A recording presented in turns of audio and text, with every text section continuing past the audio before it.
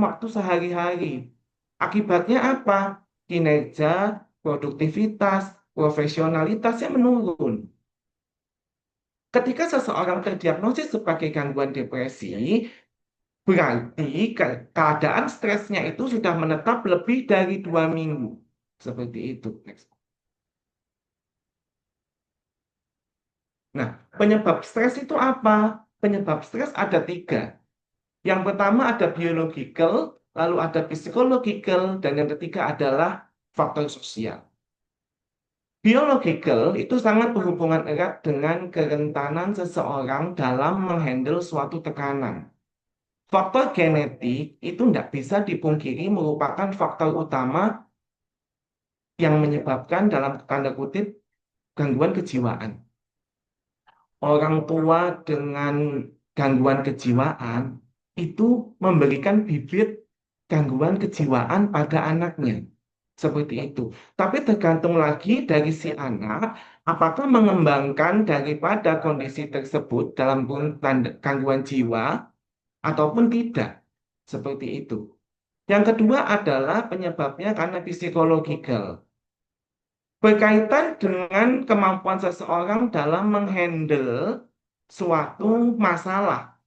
Apakah dia dapat menyelesaikannya dengan tenang ataupun tergesa-gesa. Orang dengan tipikal perfeksionis sangat rentan sekali terkena gangguan mental. Karena mereka menyelesaikan masalah secara berurut.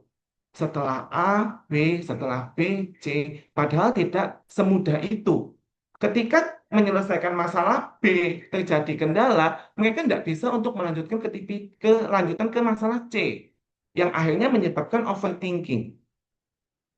Selanjutnya, penyebab daripada stres yang ketiga adalah faktor sosial. Ini yang di depan. Ada kurangnya keterampilan dalam bekerja dan beban kerja yang berlebihan. Ini sesuai dengan pengertiannya tadi, di mana stres kerja yang diakibatkan karena beban kerja yang berlebih. Lalu ada jam kerja yang panjang, 9 to 5, bahkan lebih, disertai dengan lembur, seperti itu. Tidak ada work-life balance di sini. Lalu terbatasnya dukungan dari rekan kerja. Adanya kekerasan, pelecehan, dan intimidasi. Ini mohon maaf sebelumnya. Untuk wanita itu benar-benar harus menjaga diri. Walaupun di zaman sekarang pelecehan juga terjadi di laki-laki, cuman kita ambil secara garis besar saja. Kenapa? Karena pelecehan itu memberikan goresan perasaan yang hilangnya lama. Prosesnya panjang. Jadi harus bisa menjaga diri. Ini yang sekarang sedang diteliti terkait mempercepat proses penyembuhan akibat pelecehan pada pasien PTSD. Ini yang benar-benar harus diperhatikan. Lalu ada diskriminasi, promosi yang kurang, serta gaji yang tidak memadai.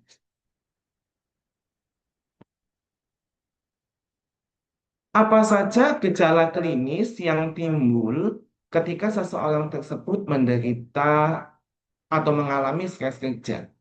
Yang pertama adalah sakit kepala, otot kaku, dan juga rambut rontok. Rasanya itu sakit kepala setiap hari. Sudah dilakukan MRI, CT scan, rongsen, dikonsulkan ke dokter saraf, ternyata tidak ada penyebab organik. Tapi sakit kepalanya terus-terusan, cenderung chronic pain. Nah, ini yang harus diwaspadai, jangan-jangan penyebabnya karena stres kerja. Yang kedua adalah masalah kulit. Jadi ketika orang mengalami stres kerja, kulitnya akan merasa kering. Ketika banyak pikiran, bapak-bapak, ibu-ibu biasanya sering menggaruk, entah itu tangan, entah itu jari-jari gitu, padahal tidak ada bentol ataupun tidak ada eksim di situ. Itu karena kulitnya yang kering, akibat peningkatan kortisol saat stres kerja. Seperti itu. Makanya di beberapa poin itu ada pasien yang sampai tangannya itu kering yang sampai terjadi ligenifikasi. Jadi ada kayak putih-putih bergerak itu, nah itu penyebabnya karena pikiran, bukan karena infeksi. Selanjutnya ada susah tidur.